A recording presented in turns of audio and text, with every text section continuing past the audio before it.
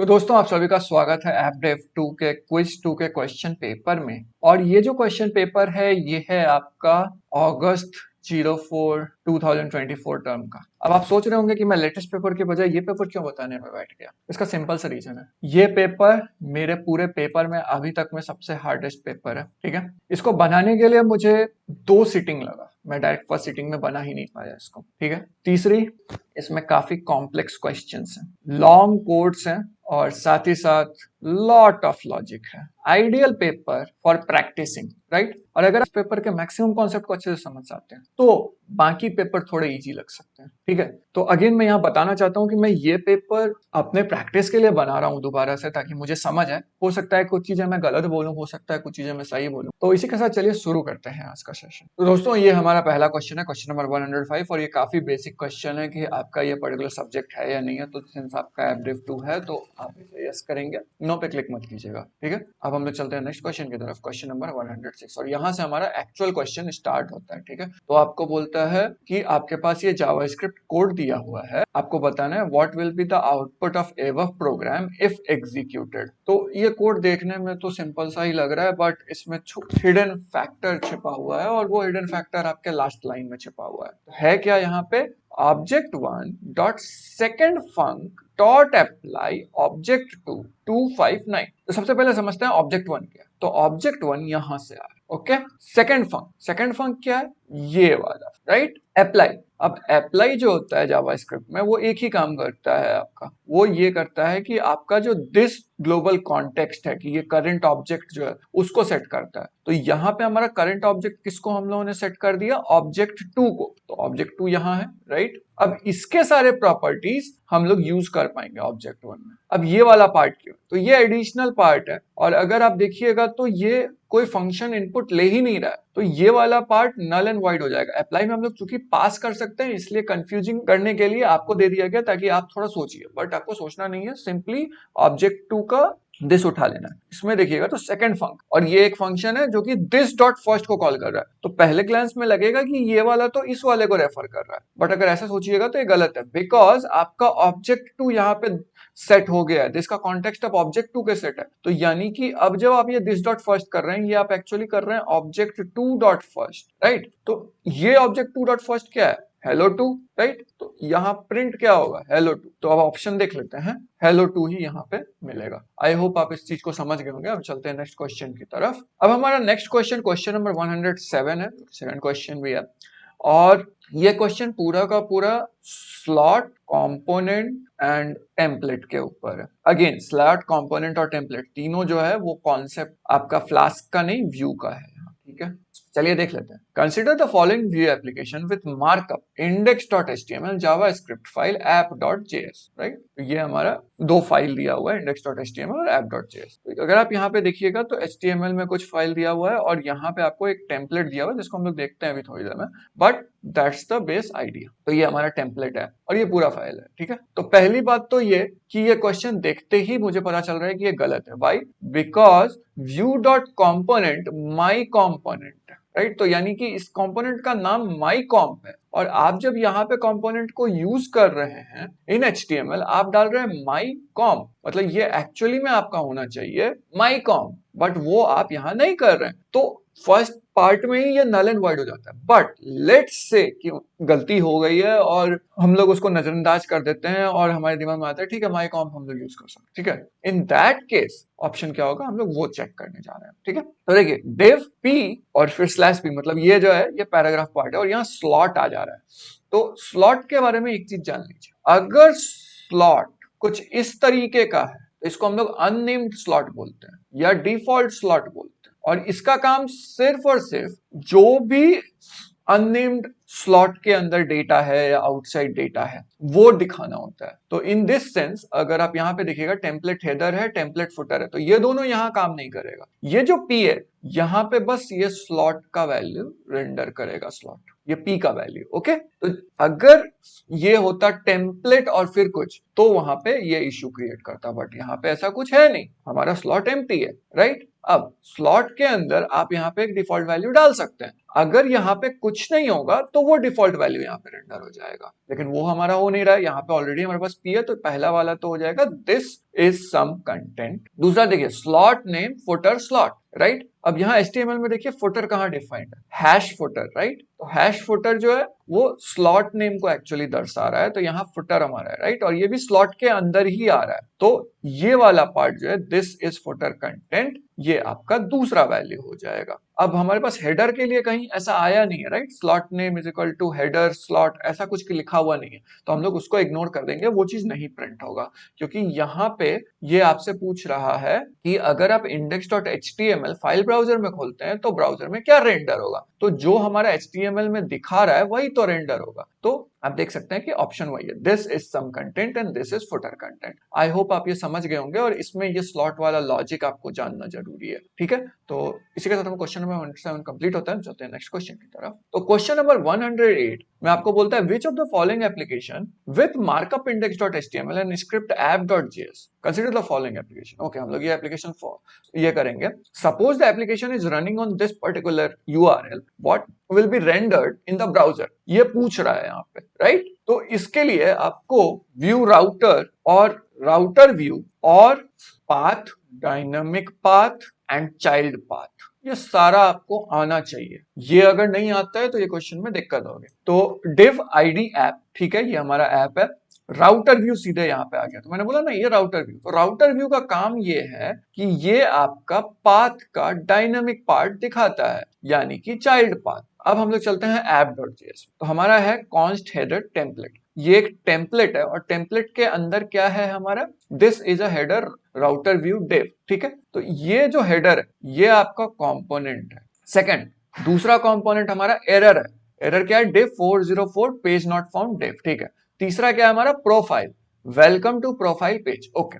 Const route हमारा पहला क्या है, पाथ, सो स्लैश जो है वो डिफॉल्ट पाथ है हमारा, ओके। बट ये यहाँ पे खत्म नहीं होता, अगर ये स्लैश पाथ है तो कंपोनेंट क्या हमारा आएगा, हेडर, तो ये वाला पार्ट, राइट। लेकिन इसमें अगर आप देखिएगा तो इसके अंदर है राउटर व्यू, ठीक है, तो इसका मतलब यहाँ पे कोई चाइल्ड कंपोनेंट जरूर होगा। देखते हैं क्या, पाथ, प्रोफाइल, कंपोनेंट, प्रोफाइल, तो आप देख सकते हैं यहाँ एक चिल्ड्रन पैरामीटर है। इसका मतलब क्या है, इसका मतलब ये है कि ये स्लैश है, स्लैश के अंदर प्रोफाइल हो सकता है, हम लोग लिखते हैं ना स्लैश प्रोफाइल, तो ये उस चीज को रेंडर कर रहा है। तो इसका मतलब ये है कि ये हेडर कंपोनेंट तो आएगा ही, साथ साथ प्रोफाइल कंपोनेंट भी ऐड होगा, यानी कि ये जो टेम्पलेट है ये रेंडर हो जाएगा उस पर्टिकुलर हेडर कंपोनेंट के वैल्यू के बाद। तो यानी कि अगर हम लोग प्रोफाइल पे जाते हैं तो दिस इज हेडर, और ये वाला पार्ट उठ करके यहां चला जाएगा। तो ये जो स्टार है इसका मतलब होता है everything except what is defined, defined वाले को ये नहीं लेगा, ओके। तो आप देख सकते हैं कि 127.0.0.1 8080 है, राइट। ये URL क्या आएगा, ये URL के बाद स्लैश है, राइट, अगर एम्प्टी है तो स्लैश है, तो स्लैश कहाँ डिफॉल्ट, स्लैश डिफॉल्ट पे गया, राइट। हेडर कंपोनेंट रेंडर हुआ, उसके बाद क्या है, उसके बाद तो कोई पैरामीटर वैल्यू नहीं है ना, तो ये एरर कंपोनेंट रेंडर हो जाएगा। तो एंड ऑफ द डे इसका वैल्यू जो होगा वो होगा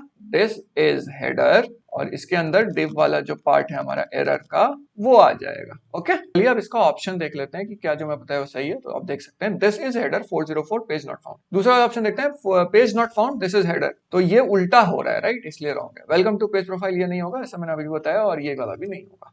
तो इसी के साथ हमारा क्वेश्चन नंबर 108 कंप्लीट होता है। चलते हैं नेक्स्ट क्वेश्चन की तरफ। तो दोस्तों नेक्स्ट क्वेश्चन हमारा क्वेश्चन नंबर 109 है। ये थोड़ा सा ट्रिकी क्वेश्चन है और इसमें टाइम लगेगा, तो मैं इसे अभी के लिए नहीं, मैं इसे लास्ट पार्ट के लिए रख रहा हूँ। Typical exam scenario, right. Question number 110 भी कुछ वैसा ही है, तो इसको भी हम लोग लास्ट पार्ट के लिए रखेंगे। क्वेश्चन नंबर 111, ये काफी इंपॉर्टेंट क्वेश्चन, क्योंकि इसके अंदर आपको प्रॉमिस पता होना चाहिए कि क्या होता है, किस तरीके से वर्क करता है, ठीक है। आपको ऑपरेटर्स पते होने चाहिए कि वो प्रॉमिस में किस तरीके से वर्क कर, आपको रिजॉल्व कीवर्ड कैसे काम करता है, रिजेक्ट कीवर्ड कैसे काम करता है, ये पता होना चाहिए, और सिंक्रोनस कोड कैसे एग्जीक्यूट होता है, सिंक्रोनस कोड कैसे एग्जीक्यूट होता है, ये भी पता होना चाहिए। तो देखिए, consider the below JavaScript program and predict the output if executed. आप देख सकते हैं कि यहाँ हमारा असिंक है, यानी कि ये जो कीवर्ड है इसका सिंपल मतलब ये है कि ये कोई चीज को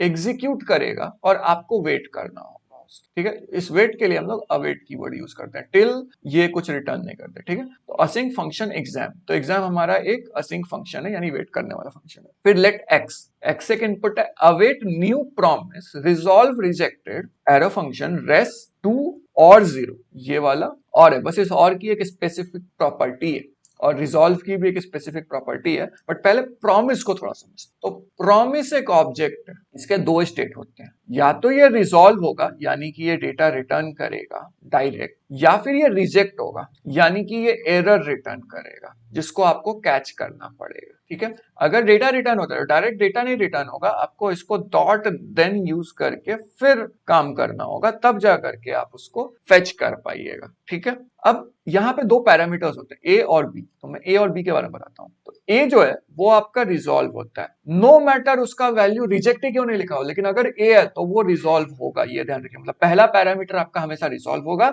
दूसरा पैरामीटर हमेशा आपका रिजेक्ट होगा, यानी ये एरर थ्रो करेगा या कुछ भी, जो भी आप लॉजिक लिखेंगे उस हिसाब से होगा, ठीक है। अगर रिजॉल्व होता है तो हम लोग डॉट देन से कैच करेंगे, रिजेक्ट होगा तो डॉट कैच से कैच करेंगे। अब ये पूरा जो फंक्शन है, ये पूरा फंक्शन असिंक फंक्शन है, यानी कि ये वेट करवाने वाला फंक्शन है, राइट। तो ये कोड आपको वेट करवाएगा, लेकिन ये जो है ये outside of that particular function है और ये सिंक्रोनस फंक्शन है, यानी कि ये जो आपका नॉर्मल कोड फंक्शन है वैसा ही फंक्शन है, तो ये तुरंत एग्जीक्यूट होगा। तो ऑब्वियसली अगर ये तुरंत एग्जीक्यूट हो रहा है तो ये वाला पार्ट सबसे पहले आएगा, यानी स्टेटमेंट 3 जो है ना वो सबसे पहले आएगा। अब सवाल उठता है कि स्टेटमेंट 1 पहले आएगा या स्टेटमेंट 2 पहले आएगा या फिर कुछ भी नहीं आएगा, राइट। तो अब हम लोग प्रॉमिस पार्ट में चलते हैं। तो इसको अगर आप गौर से देखिएगा तो यहाँ पे रिजॉल्व 2 और 0, तो रिजॉल्व का एक खासियत होता है कि ये हमेशा डेटा रिटर्न करता है, ठीक है। और ये जो है ना, और ये और ऑपरेटर का एक बहुत बड़ा खासियत होता है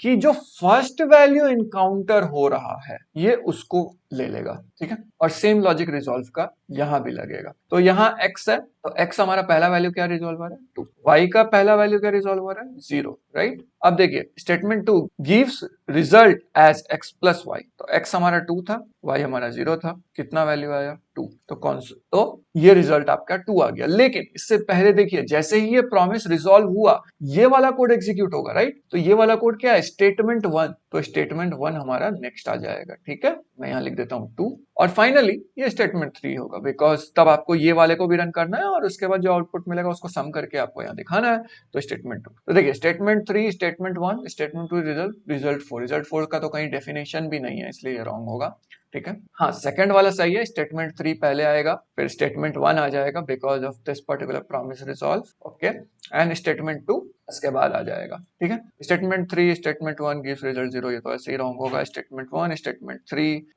रिजल्ट 4, स्टेटमेंट 1 नहीं, पहले तो स्टेटमेंट 3 आएगा तो इसलिए अगेन रॉन्ग है। स्टेटमेंट 1 अगेन स्टेटमेंट 1 पहले नहीं आएगा, ठीक है। तो इसी के साथ हमारा क्वेश्चन नंबर 111 कंप्लीट होता है। चलते हैं नेक्स्ट क्वेश्चन की तरफ। Okay, question number 112 again very important question, and इसमें आपको लाइफ साइकिल हुक्स पता होने चाहिए। Which data it can access, when it will be called, what it does and how it works, ये सारी चीजें आपको पता होनी चाहिए। अगर ये वाला नहीं भी होता है तो चलेगा, लेकिन बाकी सारी चीजें तो पक्का पता होनी चाहिए, नहीं तो फिर इसमें आप गलती, ठीक है। तो हम लोग चलते हैं क्वेश्चन को देखते हैं। Consider the following view application with markup index.html and javascript file app.js, अब तो नॉर्म हो गया है।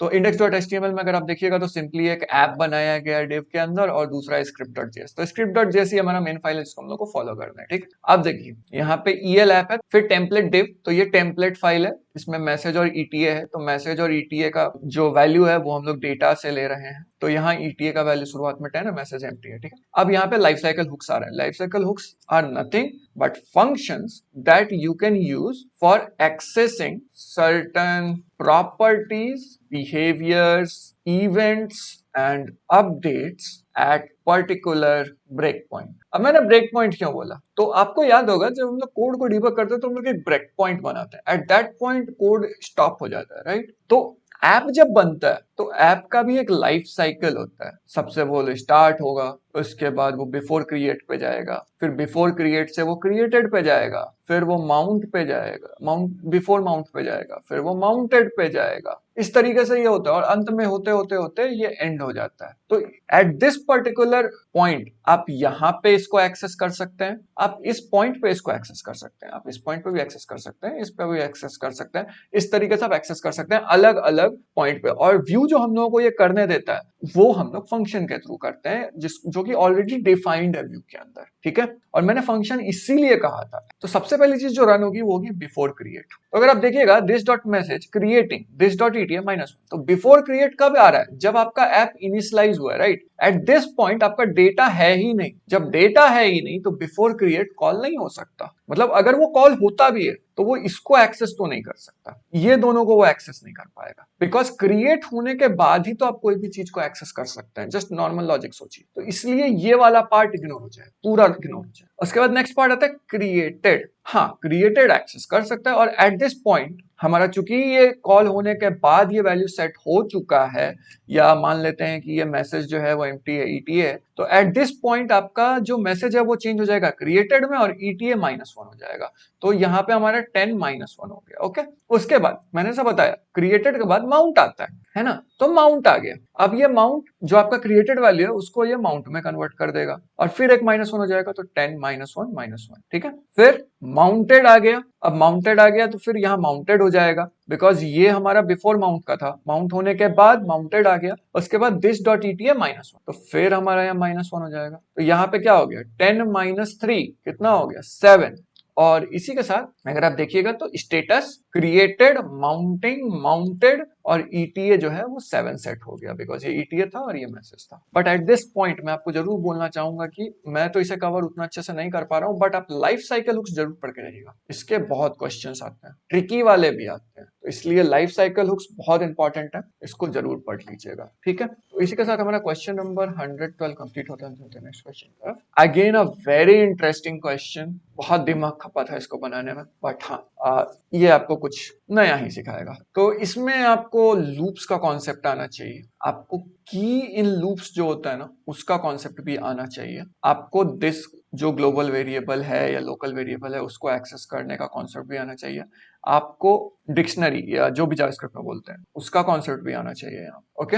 और कंडीशनल्स यानी इफ एल्स का तो आना ही चाहिए, ठीक है। तो चलिए अब इसको देखते हैं कि ये कोड क्या बोल रहा है, ठीक है। कॉन्स्ट लाइब्रेरी, तो ये लाइब्रेरी एक्चुअली में आपका ऑब्जेक्ट है जिसके अंदर पैरामीटर्स है नेम, बुक्स जो कि एक अरे ऑफ डिक्शनरी है, और तीसरा है लोकेशन। अब let property list empty, let book details empty, उसके बाद लेट की इन लाइब्रेरी, लाइब्रेरी में की, तो लाइब्रेरी में की मतलब क्या हो जाएगा? अब आपका की का वैल्यू जो है वो आइट्रेट होगा एक्चुअली ऐसा, name, books and location, right. ये तीनों होंगे। तो पहले नेम आएगा, राइट। तो नेम क्या बुक्स के बराबर है? ये तो फॉल्स हो जाएगा, राइट। तो ये एल्स वाले में चला जाएगा। तो प्रॉपर्टी लिस्ट में क्या होगा? प्लस इक्वल टू की है, मतलब प्रॉपर्टी लिस्ट जो इसको मैं पीएल से बोल रहा हूं ये आपका बन जाएगा नेम। ध्यान रखिए ये वैल्यू नहीं रहेगा, ये नेम होगा, ओके।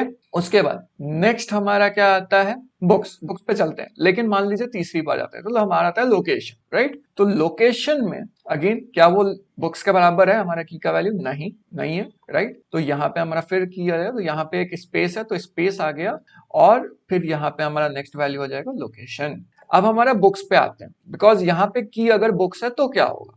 तो for let book of library of की बुक डिटेल्स। अब देखिए यहाँ क्या है? बुक ऑफ लाइब्रेरी ऑफ की, तो यहाँ लाइब्रेरी ऑफ बुक्स, तो लाइब्रेरी ऑफ बुक्स इसको एक्सेस किया हमने, राइट। अब इसके अंदर बुक्स के अंदर हम लोग टाइटल निकाल रहे हैं, उसका ऑथर निकाल रहे हैं, और ये हम लोग बुक डिटेल्स में डाल रहे हैं। तो बुक डिटेल्स अगेन एक एम्प्टी वेरिएबल है, तो यहाँ पे हम लोग बुक डिटेल्स लिखते हैं, और इसमें हम लोगों का ए आएगा, ऑथर ए आएगा, तो यहाँ पे बाई ऑथर ए है तो by A, B by B and C by C, ठीक है। तो ये हमारा आ जाएगा। तो हमारा लॉग क्या क्या होगा? पहले ये, फिर ये। अगर आप देखिएगा तो यहाँ पहला क्या? Name, books, location. नहीं, बुक्स तो आएगा ही नहीं, बुक्स तो नेक्स्ट लाइन में आएगा क्योंकि उसको फर्दर प्रोसेसिंग कर रहा है, राइट। दूसरे वाले में हमारा की का जो नेम है वो आएगा, उसका वैल्यू नहीं आएगा, तो ये रॉन्ग है। यहाँ देखिए name, location, book A by author है, book B by author B and book C by author C, तो ये सही है। सेंट्रल आईआईटी ये कहाँ से आ रहा है आई डोंट नो, इसलिए रॉन्ग है। तो इसी के साथ हमारा क्वेश्चन नंबर 113 कंप्लीट हो जाए। चलते हैं नेक्स्ट क्वेश्चन की तरफ। तो दोस्तों अब हम लगाए क्वेश्चन नंबर 114 पे।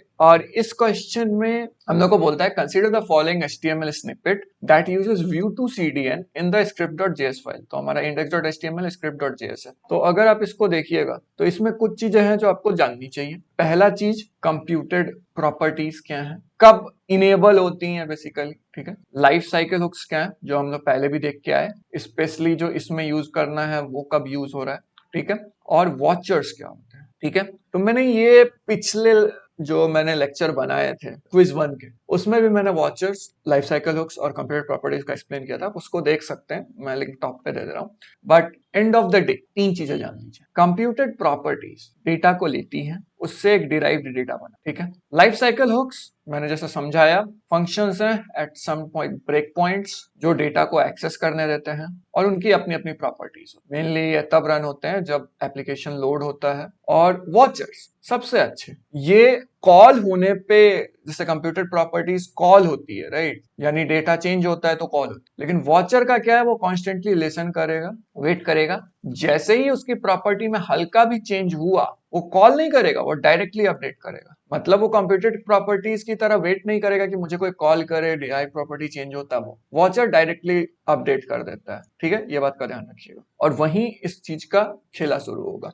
तो div app काउंटर, काउंटर हमारा वेरिएबल है, कंप्यूटेड वैल्यू हमारा वेरिएबल है जो कि हमारे कंप्यूटेड प्रॉपर्टी और डेटा से आ रहा है। खैर ये तो script.js है, ऐप माउंट हो चुका है हमारा, तो माउंटेड पे हम लोग चले गए, ठीक है। अब हमारा काउंटर अभी 0 है, राइट। अब क्या, set interval this dot counter 1000, मतलब हर 1000 मिली सेकेंड या सेकंड जो भी, उस पे ये रन होगा माउंटेड का वेब। जैसे ही ये ऐप माउंट हुआ हमने यहाँ पे सेट किया, और ये this dot counter plus plus है। This dot counter plus plus का मतलब क्या है, यानी कि काउंटर का जो वैल्यू है उसको काउंटर प्लस 1 कर दो, ठीक है। अब जैसे ही ये काउंटर चेंज हुआ आपका वॉचर ट्रिगर हो जाएगा अपने आप, क्योंकि आपने वैल्यू को चेंज कर दिया, राइट। तो अब वैल्यू चेंज हुआ तो काउंटर में क्या है, काउंटर का अपना स्टेट है new val and old val. Old val क्या था, ओल्ड वैल हमारा 0 था, और न्यू वैल जो हम लोग काउंट अपडेट कर रहे हैं तो ये 1 हो जा रहा है, राइट। तो अब हम लोग वही लॉक कर दे रहे हैं, counter change from old val to new well,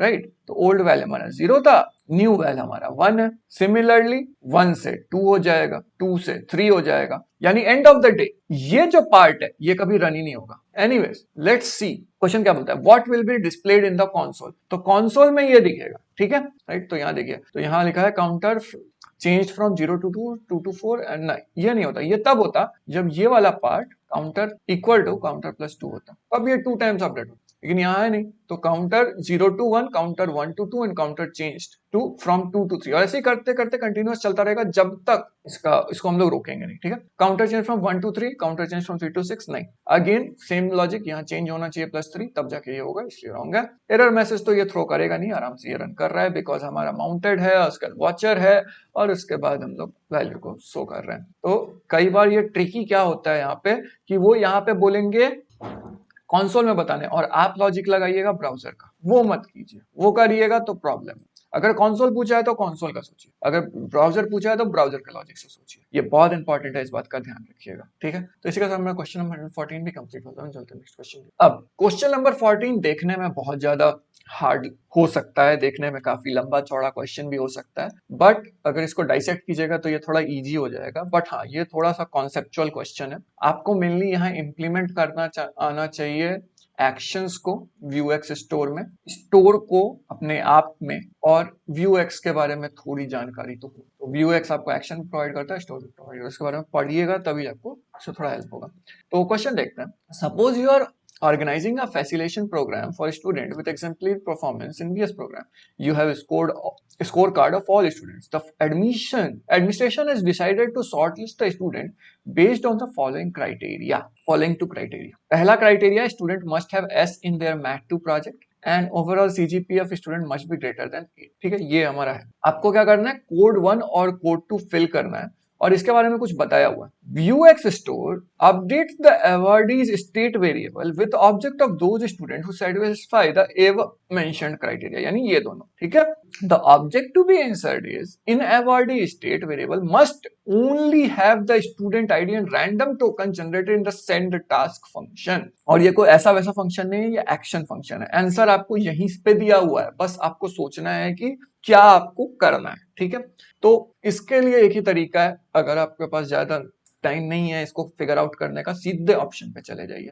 ठीक है, लेकिन एट दिस पॉइंट मैं आपको एक छोटी सी चीज समझाना चाहता हूं, और वो ये कि Vuex स्टोर में जब कोई डेटा अपडेट होता है तो उसका एक लाइफ साइकिल फ्लो होता है। फ्लो ये होता है कि वो एक्शन को कॉल करता है। एक्शन के अंदर एक कॉन्टेक्स्ट ऑब्जेक्ट होता है जिसके अंदर एक कमिट मेथड होता है जो कि आपके म्यूटेशन को ट्रिगर करता है। मैंने बोला ना, म्यूटेशन डायरेक्ट नहीं होता, वो ट्रिगर होना चाहिए। म्यूटेशन ट्रिगर होने पे उसके अंदर का जो फंक्शन है वो कॉल होता है और अंदर का वैल्यू को अपडेट कर देता है। तो ये फ्लो आपको फॉलो करना है। सबसे पहले एक्शन, फिर एक्शन डॉट कम, फिर एक्शन के अंदर जो कॉन्टेक्स्ट है तो कॉन्टेक्स्ट डॉट कमिट, उसके बाद कमिट जो है वो म्यूटेशन को ट्रिगर किया, म्यूटेशन जो है अंदर के वैल्यू को ट्रिगर किया, और उसके बाद डेटा अपडेट हो गया। ठीक है, तो ये फ्लो को हम लोग फॉलो करेंगे इस पर्टिकुलर क्वेश्चन में भी। ठीक है, ये ध्यान रखिएगा, ये Vuex स्टोर में जब भी आए तो ये चीज सीधे देखने का।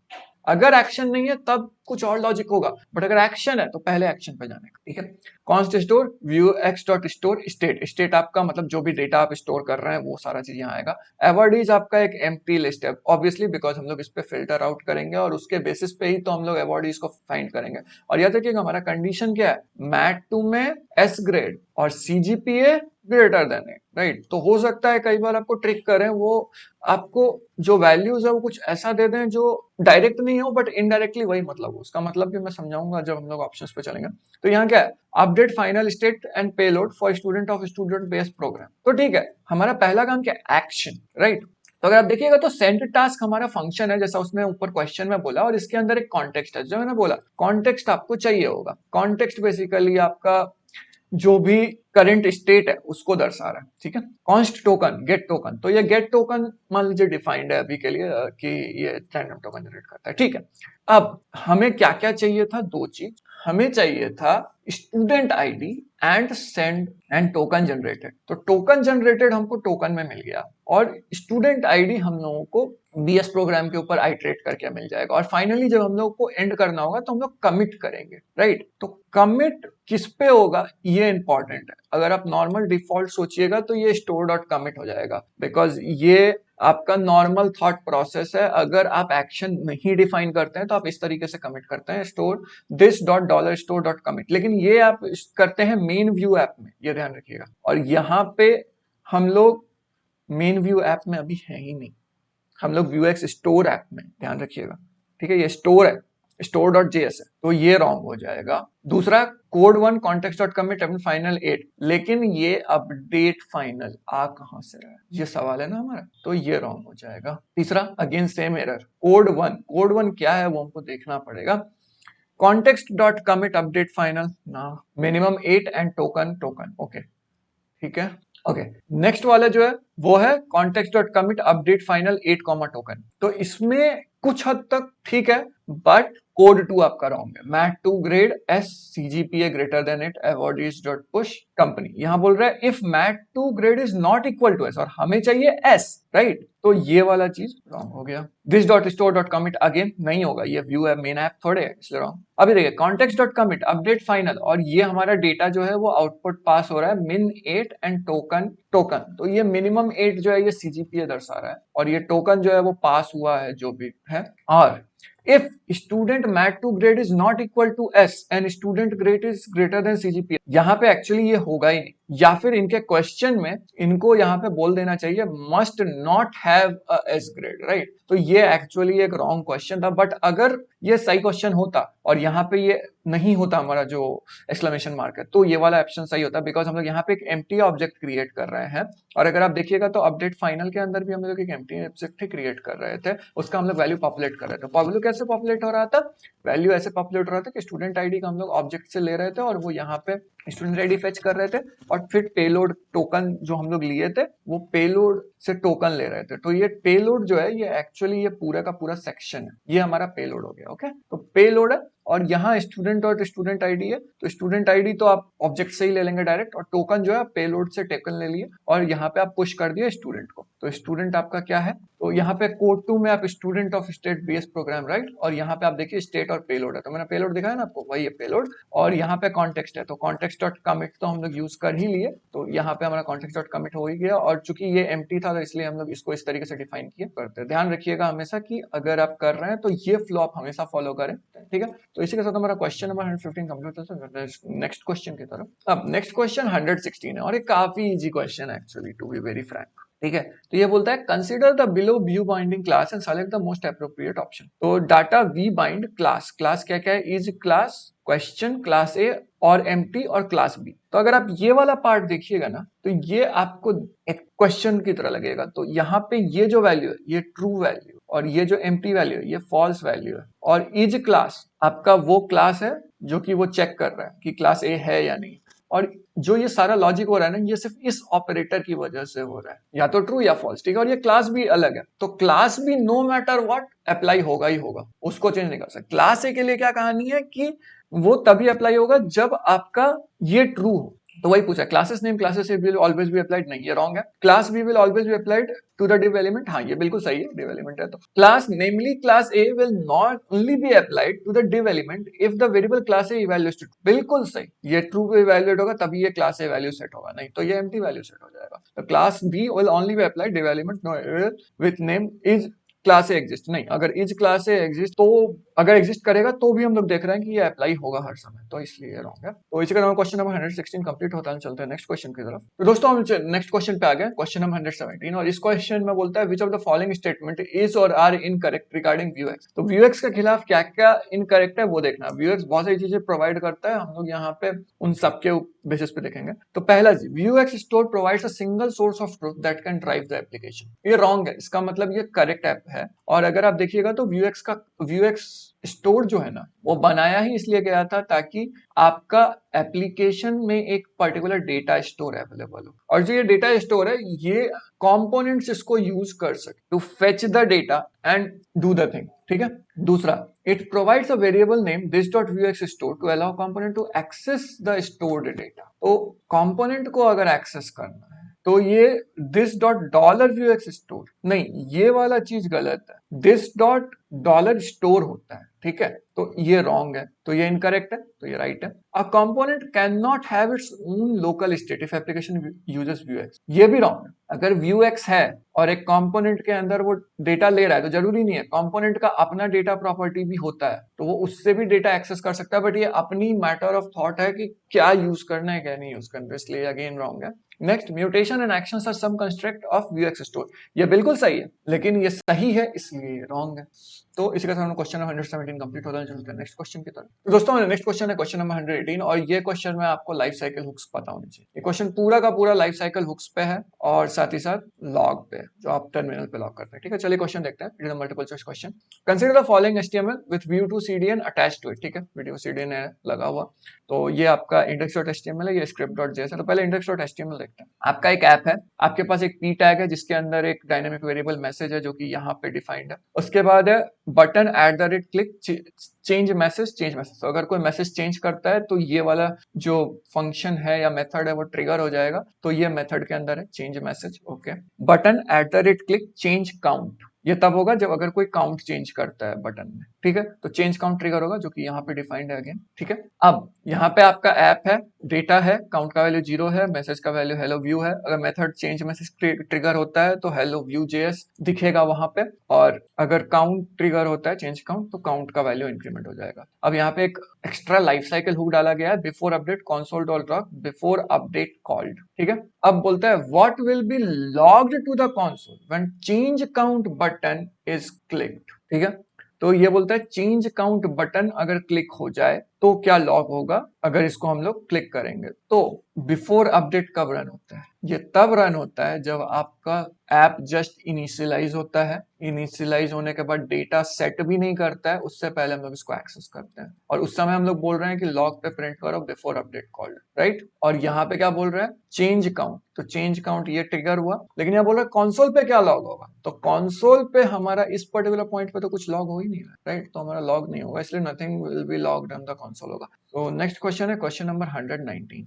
Analyse the given HTML with embedded script. हमारे पास ये स्क्रिप्ट है, ठीक है। तो अगर आप इसमें देखिएगा तो इसमें आपको फंक्शन मिलेंगे, इसमें आपको डॉम मिलेगा, इसमें आपको प्रॉमिस मिलेगा, डॉट देन मिलेगा, डॉट कैच भी मिलेगा, ठीक है। एक चीज ध्यान रखिएगा इस पर्टिकुलर क्वेश्चन में, कई बार होता है कि हम लोग रिजॉल्व के अंदर कुछ लिख देते हैं, रिजेक्ट के अंदर कुछ लिख देते हैं, लेकिन ये लॉग होने के लिए नहीं होता है। जब तक आप इस पे देन लगा करके डॉट कंसोल डॉट लॉग नहीं कीजिएगा तब तक ये लॉग नहीं होगा आपके टर्मिनल में। ये बहुत इंपॉर्टेंट चीज है, ध्यान रखिएगा, ठीक है। तो अब हम लोगों को ये कोड देखना है, ठीक है। इसमें बोलता है what will the final state of HTML element after all set time outs have finished executing. सारे सेट टाइम आउट एग्जीक्यूट करना एंड कर देते हैं तब, ठीक है। तो अगर इसको देखें तो ये क्या है? Function update status message, message कुछ ले रहा है और स्टेटस का टेक्स्ट कॉन्टेक्स्ट प्रॉपर्टी एक्सेस कर रहा है और मैसेज उसमें पुट कर दे रहा है। अपडेट रिजल्ट में भी सेम चीज कर रहा है। अब यहाँ पे देखिए प्रॉमिस 1, तो प्रॉमिस में रिजॉल्व है, रिजेक्ट है, सेट टाइम आउट लगा हुआ है और ये रिजॉल्व है, राइट है, तो इसलिए हम लोग यहाँ पे डॉट देन यूज कर सकते। तो प्रॉमिस 1 हमारा यहाँ पे था, ये प्रॉमिस 1 यहाँ आ रहा है। Then result, update status result, तो यहाँ मैसेज में क्या जा रहा है? Result get element by ID, okay ID है इसलिए स्टेटस यहाँ है, ओके। और यहाँ टेक्स्ट कंटेंट मैसेज सेट हो रहा है क्या? तो यहाँ पे हमारा जो मैसेज सेट हो रहा है वो हो रहा है डेटा लोडेड। अब देखते हैं दूसरा प्रॉमिस, बिकॉज नेक्स्ट हमारा प्रॉमिस 2 के ऊपर आ रहा है सारा खेला। ये सीधे रिजेक्ट कर रहा है और ये पास कर रहा है नेटवर्क एरर। रिजेक्ट मतलब एरर, एरर मतलब कैच ब्लॉक लगेगा यहाँ पे, और कैच ब्लॉक कैच करेगा ये या तो प्रॉमिस आपको बना के दे सकता है, नया थ्रो कर सकता है जो कि रिजॉल्व या रिजेक्ट होगा, या फिर सीधे आउटपुट लॉक कर देगा। देखते हैं यहाँ पे क्या है। तो promise dot reject network error, तो प्रॉमिस 2 यहाँ आ गया, तो हमारा एरर क्या था? एरर है, राइट। तो कैच एरर, एरर हमने कैच किया। अपडेट स्टेटस एरर, अब यहाँ पे हम लोग एरर डाल रहे हैं, राइट। तो ये हमारा एरर आ रहा है, तो स्टेटस में अब क्या है? एरर। और फिर रिटर्न प्रॉमिस, फिर से एक प्रॉमिस डाल रहे हैं और इस बार क्या कर रहे हैं? रिजॉल्व कर दे रहे हैं। रिजॉल्व किसके साथ कर दे रहे हैं? रिट्री डॉट सक्सेसफुल, राइट। हम लोग यहाँ रिटर्न कर दे रहे हैं और अब जब हम लोग ये कर दिए तो ये रिट्राई सक्सेसफुल जो है ये रिजॉल्व हो चुका है, यानी कि अब डॉट देन इस पे यूज हो सकता है, राइट। तो डॉट देन हम लोगों का यहाँ पे आ गया। अब ये रिजल्ट है, तो रिजल्ट का वैल्यू क्या था? हमारा प्रॉमिस था, तो प्रॉमिस यहाँ पुट हुआ। अब अपडेट रिजल्ट, रिजल्ट, तो रिजल्ट हम लोगों का ऑलरेडी क्या था? जो था उसको अपडेट कर देंगे और उसमें हम लोग यहाँ डाल देंगे रिट्राई सक्सेसफुल। तो आपका जो रिजल्ट वैल्यू है ये रिट्राई सक्सेसफुल हो जाएगा, ठीक है। तो यहाँ सेट टाइम आउट जो है पूरा फिनिश हो जाएगा। तो हमारा जो स्टेटस होगा वो होगा डेटा लोडेड, जो हम लोगों ने पहले भी देखा, और रिजल्ट रिट्राई सक्सेसफुल। तो यहाँ पे क्या है? स्टेटस भी data loaded, result will be data set fail wrong, ये रॉन्ग हो जाएगा। Status will be network error, network error reject करने के लिए, तो ये प्रिंट थोड़े हो रहा है, इसलिए मैंने बोला था यहाँ पे ध्यान रखिएगा। ये रिजेक्ट के अंदर जो जा रहा है जरूरी नहीं है कि वो प्रिंट हो जाएगा, प्रिंट नहीं होगा, लॉग के हिसाब से चेंज होता है। यहाँ पे नया प्रॉमिस आ गया इसलिए रिट्राई सक्सेसफुल होगा, तो इसलिए रॉन्ग है। यहाँ पे राइट है और लास्ट ऑप्शन का status will be network error, नहीं ये रॉन्ग है, रिजल्ट, ठीक है। तो इसी के साथ हमारा क्वेश्चन नंबर 119 कंप्लीट होता है। चलते हैं नेक्स्ट क्वेश्चन की तरफ। अब क्वेश्चन नंबर 121 में आपको राउटर आना चाहिए, चाइल्ड पेरेंट राउटिंग रिलेशन आना चाहिए, ठीक है। तो देख लेते हैं यहाँ पे। तो पहला है हमारा पेज एक्शन, दूसरा है login, v so if login. तो यहाँ वी इफ लगा हुआ है, राइट। तो ये डायरेक्टिव है, यानी कि अगर होगा तो हम लोग सो लॉगिन पे काम करेंगे, अगर नहीं होगा तो फिर कोई ऑप्शन ही नहीं, ठीक है। तो लॉगिन, और यहाँ फिर देखिए राउटर लिंक है, राउटर लिंक है यानी कि अगेन ये लिंक हो रहा है आपके फ्लो से, मींस लाइक आपका जो भी यहाँ पे पेरेंट है वो प्लस जो भी यहाँ वैल्यू है, ठीक है। Router link hash register v if so register register, again v if है, और यहाँ पे राउटर व्यू है, यानी कि हो ना हो यहाँ पे आपका कोई चाइल्ड कंपोनेंट आना चाहिए, child component of router, not anything else. तो व्यू राउटर में जो चाइल्ड कंपोनेंट है वो। तो अब देखिए default app page action login sign up so login true and so register false. तो अगर आप देखिएगा तो ये डेटा है, डेटा आपको रिटर्न क्या कर रहा है? एक आपका पेज एक्शन, ठीक है। तो पेज एक्शन यहाँ चला जाएगा। सो लॉगिन ट्रू, तो सो लॉगिन ट्रू ये ट्रू है, राइट। तो यहाँ पे वी इफ ट्रू है तभी ये लॉगिन शो हो रहा है, नहीं तो ये शो नहीं होगा, ठीक है। और ये लिंक्ड किससे है, लॉगिन से लिंक्ड है, यानी जो लॉगिन है उससे, ठीक है। और शो रजिस्टर फॉल्स, तो ये रजिस्टर जो है ये फॉल्स है, यानी कि ये वाला चीज एट इनिशियल पॉइंट शो नहीं हुआ, ठीक है। अब watch route path if this dot dollar route dot path is equal to login, तो ये स्ट्रिक्ट इक्वालिटी है, यानी कि अगर वेरिएबल नेम प्लस वेरिएबल का डेटा टाइप दोनों सेम होगा तभी जाकर के सही होगा। तो ये सही है क्योंकि हमारा स्लैश लॉगिन यहाँ पे भी है और सेम स्लैश लॉगिन यहाँ पे भी है। This dot show register is equal to true, तो ये तो सही है। फॉल्स, ये सही है। पेज एक्शन लॉगिन पेज हो जाएगा, पेज एक्शन चेंज होकर यहाँ लॉगिन पेज हो जाएगा। अगर ये रजिस्टर है तो फॉल्स, मतलब रजिस्टर फॉल्स हो जाएगा, लॉगिन सिर्फ दिखेगा और पेज एक्शन रजिस्टर पे हो जाएगा। नहीं होता है तो ये लॉगिन और साइन अप है। तो क्वेश्चन आपसे ये पूछता है कि assuming that corresponding routes are properly configured, what does this component structure accomplish? तो सबसे पहली चीज तो ये कि ये आपका हेडिंग अपडेट कर रहा है, डायनामिक डेटा है, ये मतलब डायनामिकली कर रहा है। और आपका जो राउट का ये जो लॉगिन और रजिस्टर लिंक है इसकी वजह से ये कंडीशनल अपडेट भी कर रहा है एट द सेम पॉइंट, ठीक है। चलिए ऑप्शंस देख लेते हैं। It dynamically updates the heading title based on the route and conditionally shows the navigation link login register, ये बिल्कुल सही है। Heading title is populated with value login और sign up when the user opens the app for first time, जैसा मैंने आपको already बता दिया। As soon as the app is run by a client it displays a web page with a heading title login और sign up and to navigational links login register. ये wrong है क्योंकि register नहीं है at the very start, right, तो ये wrong हो जाएगा। It's a bug and will throw run time error में, ये रन टाइम एरर में थ्रो करेगा, तो इसलिए ऑप्शन सही है। तो इसी के साथ हमारा क्वेश्चन नंबर 121 कंप्लीट होता है। तो दोस्तों जैसा मैंने बोला था एकदम स्टार्टिंग में कि हम लोग लास्ट पार्ट में ट्रिकी क्वेश्चंस को एनकाउंटर करेंगे, तो चलिए आ गए हम लोग क्वेश्चन नंबर 109 में। और ये एक अगेन इंपॉर्टेंट क्वेश्चन है। तो यहाँ क्वेश्चन नंबर 109 है और ये आपको पूरा का पूरा जो कॉन्सेप्ट है इसका वो है प्रॉमिस, एरर एंड लॉग्स के ऊपर। साथ ही साथ अगर फंक्शन में रिटर्न वैल्यू हो रहा है तो वो अलग बात है, दैट्स अनदर फैक्टर, राइट, ठीक है। तो पहली चीज प्रॉमिस के बारे में, जैसा मैंने बताया हमारे पास रिजॉल्व होता है और रिजेक्ट होता है, लेकिन प्रॉमिस सेटिंग में एक और चीज होती है, डॉट देन। अब देन की एक खासियत है और खासियत ये है कि इसका जो पहला वैल्यू होता है या फंक्शन होता है या फिर ऑब्जेक्ट होता है, जो भी आप पास ऑन कर सकते हैं, राइट, वो हमेशा एक्सेप्ट के लिए होता है या रिजॉल्व के लिए होता है। और ऑन द सेम पॉइंट अगर दूसरा वाला है तो हमेशा रिजेक्ट के लिए होता है। Same logic, right. तो नो मैटर वो दिखे कि हाँ ये तो अलग है, ये रिजॉल्व के लिए होगा, लिखा हुआ भी रिजॉल्व हो लेकिन वहां रिजॉल्व नहीं होता, ठीक है। ये ट्रिक करने का एक तरीका है।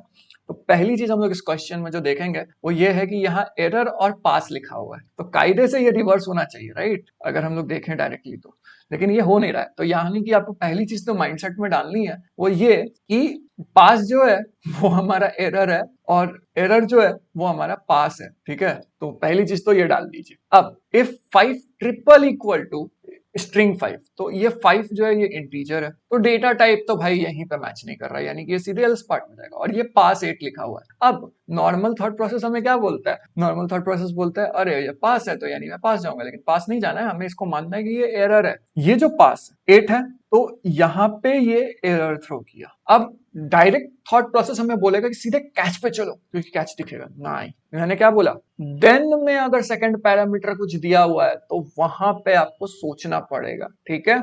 तो यहाँ पे देखिए पहले दिन के अंदर ऐसा कुछ भी नहीं दिया हुआ है, सेकंड पैरामीटर नहीं दिया हुआ है, राइट, यहाँ पे सिर्फ और सिर्फ एक ही दिया हुआ है, यहाँ कोई कॉमा देकर के दूसरा नहीं है, तो ये वाला पार्ट इग्नोर मार दीजिए सीधा। अब दूसरे दिन पे चलते हैं। अभी दूसरे दिन में हमारा एक वेरिएबल, ये जो भी हमारा प्रॉमिस है उसको हम लोग डी मान रहे हैं, ओके। ये console.log change point D return D, तो मैंने कैसा बोला, पहला वाला पार्ट जो है वो हमेशा रिजॉल्व के लिए, तो हमारा रिजेक्ट हुआ है, राइट, ये रिजेक्ट है यानी एरर थ्रो किया है या जो भी, तो ये वाला पार्ट रॉन्ग हो जाएगा, ये नहीं आएगा। लेकिन फिर हमारा डी आता है, ये एक एरो फंक्शन है, यानी कि इसका कोई दिस कॉन्टेक्स्ट डिफाइंड नहीं है, तो पहली चीज जो लॉग होगी वो होगी console.log चेक पॉइंट 5 d.message। अब d हमारा जो है वो एक ऑब्जेक्ट है, लेकिन ये चूंकि एक एरो फंक्शन है तो यहाँ डिफाइंड नहीं होगा, तो ये अनडिफाइंड हो गया, ठीक है। अब ये अनडिफाइंड होने की वजह से यहाँ पे लिखा है cp5 अनडिफाइंड, ओके। उसके बाद आप रिटर्न करेंगे क्या, d.message2। अब चूंकि आपने एरर को कैच कर लिया इसलिए अब आपको यहाँ पे डॉट देन यूज करने की आजादी है और ये रिटर्न कर रहा है वैल्यू, राइट। तो यहाँ D dot message undefined, undefined dot to क्या होता है, कुछ भी नहीं, राइट। अब सीधे फाइनली पे चलते हैं। फाइनली में डी का वैल्यू डायरेक्टली पुट हो रहा है और फिर डी इंटू 5 हो रहा है। और ये जो CP1 है इसका डी क्या है, डी अगेन हमारा कुछ है नहीं, राइट। यहाँ पे हमारा मैसेज का कुछ वैल्यू नहीं था, ऐसे भी कोई वैल्यू नहीं है, इसलिए ये भी अनडिफाइंड। चलिए अब फाइनली हो गया, इसका मतलब यहाँ खत्म हो गया नहीं, इसके बाद फिर एक देन है, राइट, तो देन है। लेकिन उससे पहले ध्यान रखिए ये जो डी है यहाँ पे 5 है, राइट, तो ये डी जो है ये ऊपर वाले डी से डिफाइन लेता है और ये आपका इंटू 5 है। Anyways let's not think about that.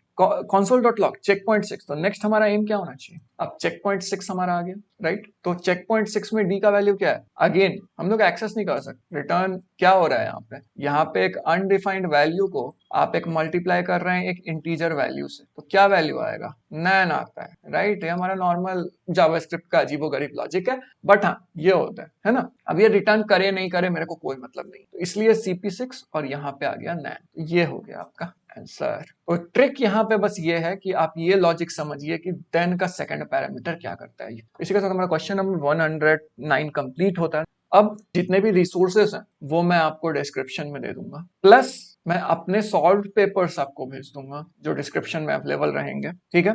उसके अलावा मैं टॉपिक वाइज सीट भी दे दूंगा। Topic wise seat in the sense कौन कौन सा टॉपिक आपको पढ़ लेना है किस किस वीक से या फिर किस किस पार्ट से ऑफ ऐप डेवलपमेंट, राइट, तो वो भी आप कर लेंगे तो हो जाएगा। और अगर कुछ समझ नहीं आए तो प्लीज कमेंट सेक्शन में पूछ लीजिए, बिकॉज कमेंट सेक्शन में पूछिएगा तभी तो मैं आपके डाउट्स को सॉल्व कर पाऊंगा। थैंक यू, मिलते हैं आपसे अगले वीडियो में, तब तक के लिए बाय बाय।